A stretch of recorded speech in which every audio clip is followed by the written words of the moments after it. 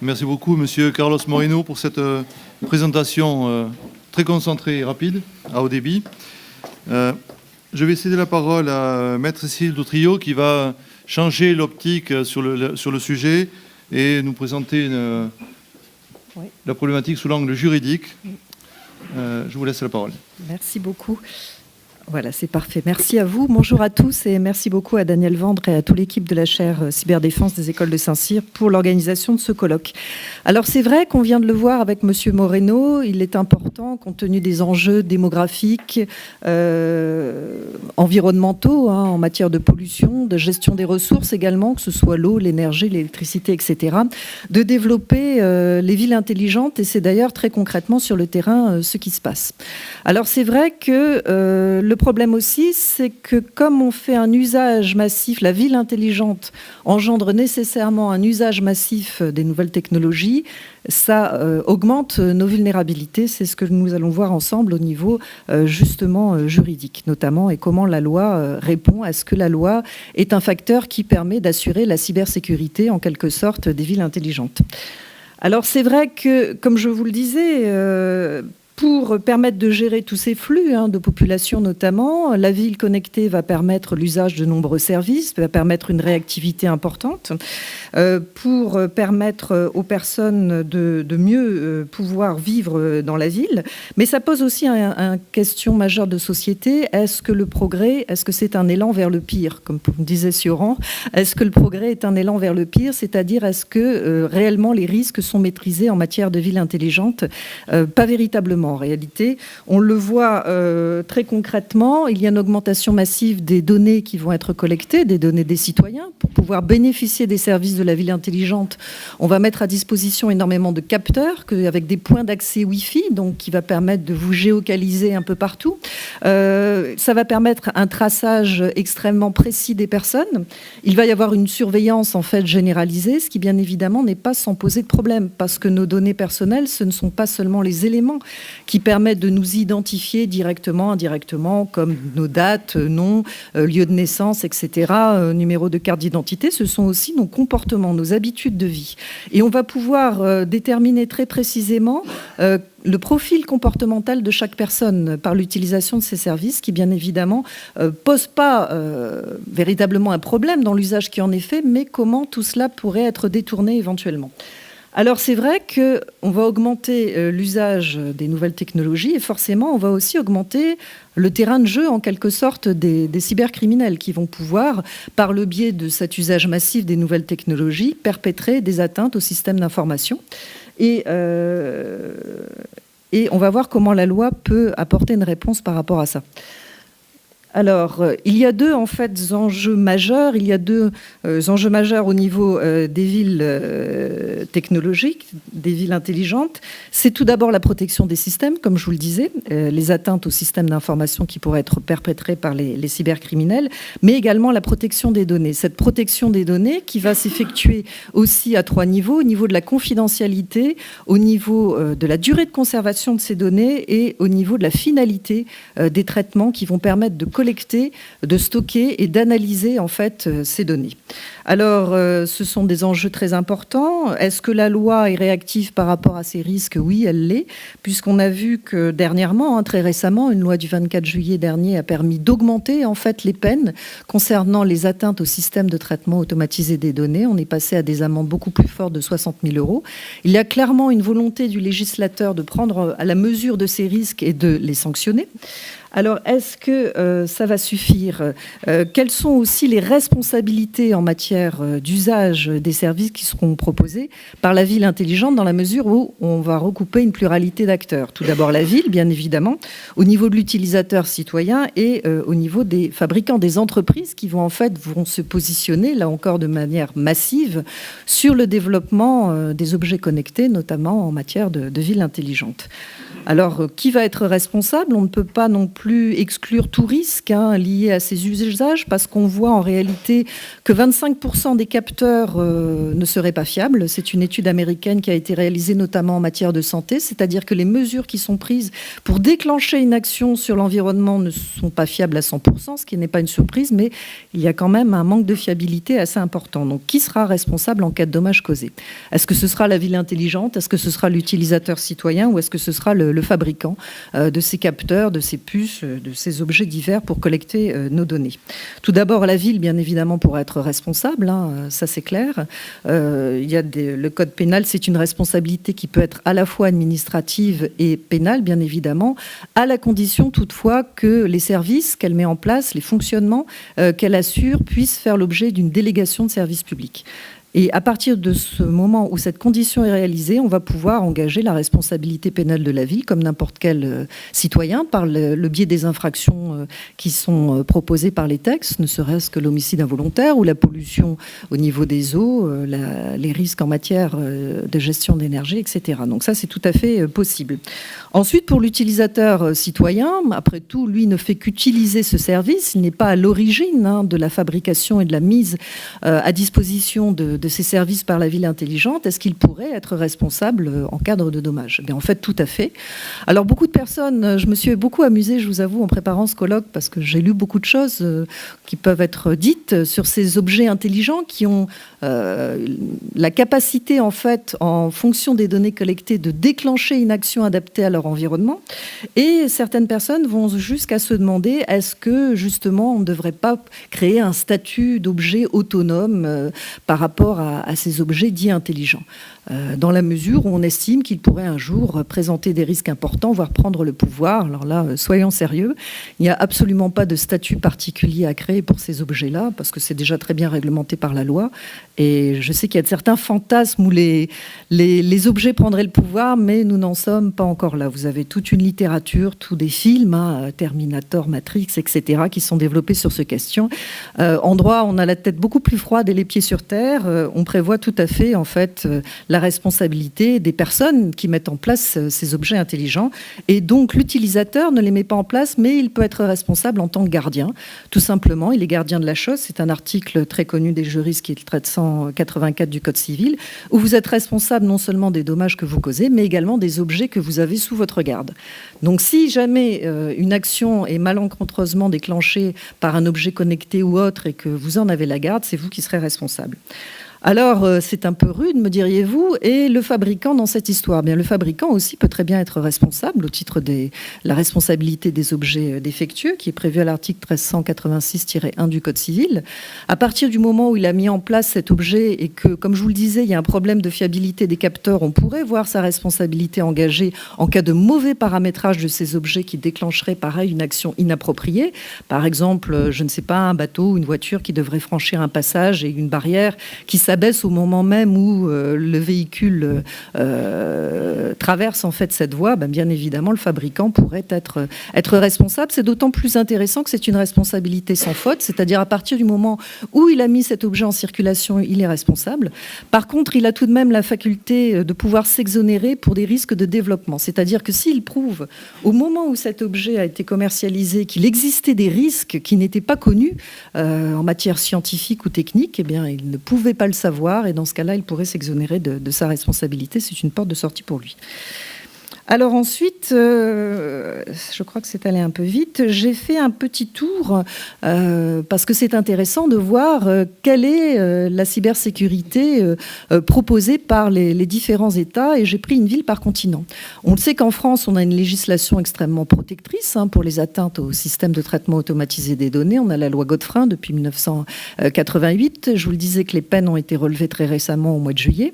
Et on a également la protection des données personnelles par la loi informatique et liberté. On a également beaucoup de directives européennes qui ont été mises en place pour assurer tout ça. Comment ça se passe en fait dans tout le reste du monde où se développent massivement en fait les villes intelligentes? Alors pour l'Europe, j'ai pris l'exemple de l'Espagne, une ville Santander qui en fait est une une ville moyenne, en fait. L'Espagne a choisi cette ville, en fait, qui a été choisie également par une commission européenne en 2010 comme en fait un laboratoire d'expérimentation scientifique. C'est un laboratoire vivant et il y a extrêmement de capteurs en fait qui ont été mis en place dans cette ville. Il y en aurait à peu près 20 000 aujourd'hui qui permettent justement l'interconnexion de différents réseaux. Alors, comme je vous le disais, atteinte au système d'information, atteinte à la protection de données que prévoit l'Espagne, eh bien, en fait, elle a une loi assez récente, depuis le mois de juillet 2010, et les peines proposées sont de 6 mois à 3 ans d'emprisonnement en cas d'entrave d'un système d'information avec des destructions de données. Pour la protection des données, c'est pareil, c'est-à-dire vos données personnelles qui pourraient être utilisées, parce que là aussi, on a vu qu'en fait, certes, la ville va mettre en place ses services, elle va forcément déléguer la mise en place concrète de ces services en fait à des sociétés qui elles vont collecter massivement les données, mais on s'est aperçu qu'en réalité elles étaient revendues sans que forcément les personnes, les usagers le sachent. Pareil, une étude américaine a prouvé qu'il y aura environ une revente à 76 entreprises, ce qui est quand même énorme, sans que le consommateur le sache, l'utilisateur le sache. Alors c'est vrai que souvent on vous dit la finalité du traitement doit être portée à la connaissance de ceux qui les utilisent, c'est-à-dire on récolte vos données, on les stocke, on va les analyser. Vous êtes censé savoir quel usage on va en faire. Dans la réalité, de manière très pragmatique, on ne vous dit pas tout, malheureusement. Alors, on peut s'interroger d'ailleurs sur la valeur exacte du consentement qui est donné. On ne peut donner son consentement que si on connaît l'exacte portée de l'usage qui sera fait de ces données. Or, dans la réalité, ce n'est pas vraiment le cas. Et l'Espagne, donc, assure aussi la protection de ces données, comme en France. C'est une loi aussi de 78. Il y a aussi une loi spéciale organique et l'Espagne a ratifié le protocole européen qui permet aussi cette protection des données. Alors, au niveau du continent américain, j'ai choisi Montréal. Montréal parce que le Canada est un terreau très intéressant.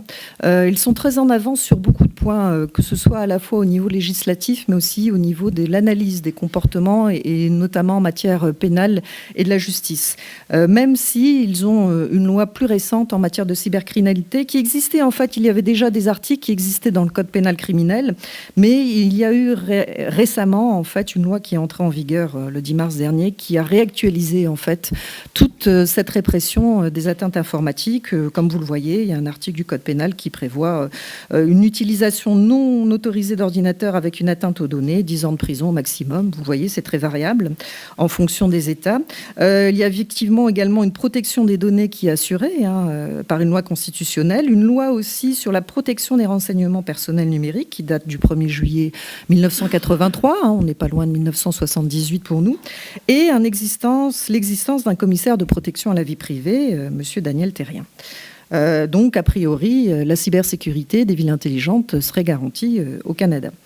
Si on prend l'Amérique du Sud, le Brésil, donc là, on a pris une ville pareille de taille moyenne parce qu'au Brésil, on estime qu'il faut d'abord voir réellement quelles vont être les implications et si on va véritablement maîtriser les enjeux de la ville intelligente. Donc, on est un peu plus prudent. On n'a pas pris une très grande ville. On a pris une ville relativement moyenne. Et là, pareil, on a décidé d'assurer la protection des systèmes d'information par une loi de 96. Là, vous le voyez, les peines de prison et d'amende sont un peu moins élevés que précédemment, 1 à 3 ans de prison. Pareil, la protection des données, clairement, des citoyens est assurée, donc depuis 1988. Une législation nationale spécifique et pareil, l'existence d'un commissaire de protection à la vie privée. Alors ensuite, vous avez l'Afrique. Qu'en est-il de l'Afrique? Alors c'est vrai qu'on dit souvent que les pays africains, il y a pas mal de pays émergents, donc ce serait la cible préférée des cybercriminels parce qu'il n'y a pas une réelle maîtrise des infrastructures numériques. En réalité, moi j'ai été très agréablement surprise quand j'ai étudié différents pays. J'ai choisi le Sénégal parce que c'est vrai que sa loi est extrêmement bien faite en matière de répression des systèmes aux systèmes d'information, d'atteinte aux systèmes d'information. C'est une loi de 2008 qui est extrêmement complète. En fait, ils se sont inspirés très largement, mais judicieusement, de la Convention de Budapest de 2001 en matière d'harmonisation des législations nationales sur la cybercriminalité. Là, pareil, l'accès frauduleux à un système d'information est réprimé, 6 mois, 3 ans de prison, une amende qui peut être assez importante. Et pareil, parallèlement, parce qu'ils ont parfaitement compris les enjeux au Sénégal, donc ils ont à la fois assuré la protection des systèmes d'information et la protection des données par 2 lois qui ont été prises la même année. Il y a aussi une existence de commissaires de protection à la vie privée qui sont chargés de voir véritablement sur le terrain si les données personnelles des citoyens qui sont collectées, et donc potentiellement dans la ville intelligente, sont respectées. Et ils bénéficient d'une immunité totale, c'est ce que dit la loi, pour toutes les actions qu'ils pourraient faire. C'est-à-dire que même si on essaie de les entraver et qu'ils poussent certaines portes, on va dire, de manière assez intensive, eh bien, on ne peut pas le leur reprocher. Ils ont une immunité totale. Alors, concernant l'Asie et plus précisément au Moyen-Orient, vous le savez, souvent les Émirats arabes unis ont des moyens financiers assez importants. J'ai choisi Dubaï. C'est vrai que Dubaï, d'ailleurs, va faire un colloque intéressant au mois de novembre prochain, début du mois de novembre 2015, sur le développement des villes intelligentes. Leurs projets sont bien avancés. Pareil en matière de cybercriminalité, pour les atteintes qui pourraient être faites à ces systèmes d'information dans les villes intelligentes. Vous avez une loi fédérale, vous avez des répressions effectivement qui sont également prévues. Aussi une loi de protection des données de 2007, mais qui concerne principalement, je trouve, les données financières. La vie citoyenne n'est pas véritablement, précisément, alors sans caricaturer, protégée comme nous le sommes, même s'il y a l'existence d'un commissaire de protection à la vie privée, Madame Rajia Al-Mazoured. Et ça, c'est intéressant. Il y a justement un protocole d'accord de collaboration et d'assistance mutuelle qui a été signé avec le Canada, qui est très avancé sur le sujet, en 2014. Donc il y a quand même une volonté d'encadrer la cybersécurité des villes intelligentes et une coopération entre les États, parce qu'on a bien compris quand même que si c'était souhaitable, c'était une véritable opportunité au niveau technologique. Il y a quand même des risques très importants et qu'il faut savoir les maîtriser. Enfin, dernier exemple, l'Australie. Donc, Sydney, pareil. Sydney, alors, chaque ville, en fait, fait le choix du développement intelligent, des développements des villes intelligentes en fonction de sa sensibilité au départ. Pour l'Australie, il y a beaucoup question, en fait, de questions environnementales. On va beaucoup s'intéresser à la gestion de l'eau, à la gestion des ressources d'énergie, puisqu'effectivement, nous sommes de plus en plus nombreux sur cette planète. Il va falloir gérer nos ressources. Et la ville de Sydney, en fait, s'intéresse principalement à ces questions-là. En matière de système d'information, pas de problème. Depuis 1995, pareil, il y a des lois qui permettent de réprimer ces atteintes. Et la protection des données, pareil, est assurée depuis 1988 par un Privacy Act qui règle toutes ces questions. Mais par contre, ça n'empêche pas que ce n'est pas parce que des lois existent, en fait, que l'Europe va considérer que c'est suffisant. On va y revenir plus tard sur la position récente de la Cour de justice de l'Union européenne du 6 octobre dernier, donc c'est très récent, où en fait la CNIL ou des organismes européens vont estimer que certes il y a des législations en place, mais on estime que le niveau de protection n'est pas suffisant. Et donc dans ce cas-là, il faut demander l'accord, une entreprise doit demander l'accord avant de transférer les données vers ces États. Ça nous amène à cette conclusion. Est-ce que justement, vous l'avez vu, le développement législatif est extrêmement nombreux. Il n'y a aucun vide juridique à ce niveau-là, que ce soit à la fois pour la protection des systèmes d'information que pour la protection des données des citoyens, ce qui devrait permettre de garantir les risques d'abus en matière de géocalisation, profilage, revente massif de nos données personnelles. Mais en réalité, sur le terrain, on s'aperçoit que ça n'est pas le cas. Clairement, il y a une volonté du législateur de prendre en compte ces risques, de les réprimer, mais en fait, sur le terrain, on constate, moi je le vois au niveau judiciaire, au niveau du nombre d'affaires, de contentieux qui sont traités, le chiffre est dérisoire. Les peines qui sont prononcées ne sont pas véritablement à la hauteur des enjeux, souvent pour les atteintes au système de traitement informatisé de données, donc qui permettent de porter atteinte à la confidentialité de vos données. On va avoir des peines de sursis de 3 mois à 1 an de prison. On a eu une loi sur l'usurpation d'identité numérique, parce que pareil, si on récolte vos données frauduleusement ou si on les collecte de manière déloyale, on va pouvoir les utiliser, par exemple pour commettre des infractions en ayant usurpé votre identité. C'est une loi qui date de 2011. En fait, il a fallu attendre 3 années pour avoir un premier jugement officiel avec une peine de 3 000 €. Ce qui franchement ne recouvre même pas les frais engagés pour le procès au niveau des expertises informatiques et des frais d'avocat. Donc c'est pas franchement la mesure judiciaire sur le terrain n'est pas véritablement une réponse efficace.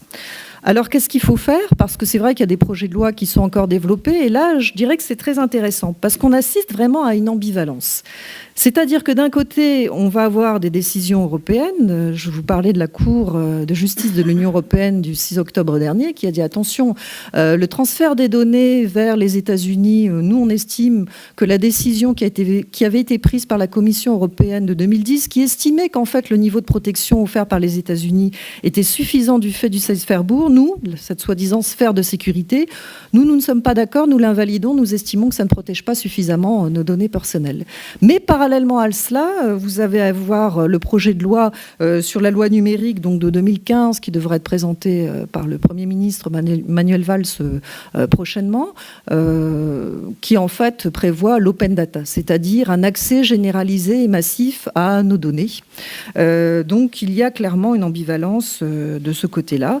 Pareil, on prévoit la réforme de la directive de 1995 au niveau européen pour améliorer, renforcer en fait cette sécurité de nos données personnelles. En réalité, c'est un projet de réforme qu'on attend depuis de longues années, qui serait destiné à alourdir les peines en fait prononcées à l'encontre des sociétés qui ne respectent pas les règles de confidentialité, de durée de conservation des données, de destruction des données après l'usage qui en est fait. Mais en réalité, sur le terrain, ça n'est pas le cas. Le problème, c'est que la CNIL fait un travail remarquable en la matière, mais c'est le nombre en fait d'entreprises qu'il faudrait contrôler. Souvent, ce sont des avertissements publics ou non publics. D'ailleurs, la société Orange avait fait l'objet, par exemple, en 2014, d'un avertissement public pour une géocalisation en fait de collecte de données qui n'avaient pas été autorisées par la CNIL, qui n'avaient pas les durées de conservation n'étaient pas respectées, etc. Bon, il y a eu un avertissement public. Alors c'est sûr que ça porte atteinte à l'image des sociétés et que ça les force d'une certaine manière à respecter les données personnelles. Et elles le font généralement, bien sûr, elles prennent les mesures, mais c'est vrai que ce n'est pas véritablement dissuasif. Alors que faut-il faire, me direz-vous ? Eh bien, moi, je pense qu'il ne faut compter que sur nous. C'est-à-dire que le citoyen, nous avons effectivement le pouvoir. Je ne pense pas qu'il faut attendre un quelconque droit à la déconnexion des puces, tel que c'est de plus en plus demandé, ou un droit à l'oubli. Je crois que quand on voit les projets de loi qui sont en cours actuellement, ça ne le prévoit pas véritablement. Ou alors, c'est seulement quand vous serez mort, vous pourrez demander à ce que vos descendants pourront demander à ce que vos données soient supprimées. Soyons sérieux. On ne va pas attendre jusqu'à ce moment-là. Je pense qu'il faut tout simplement être très vigilant. Le problème, c'est que souvent, pour utiliser un service dans une ville intelligente, on va vous forcer à donner votre consentement. Il faudra donc être vigilant. En fait, c'est une question aussi de système de valeurs. Est-ce qu'on a besoin d'autant de technologies? Est-ce qu'on a besoin réellement d'utiliser tous les services? C'est clair que c'est plus rapide, c'est plus facile, c'est moins coûteux. Mais après, on peut très bien faire un usage modéré et surtout respectueux de nos données personnelles. Voilà, merci.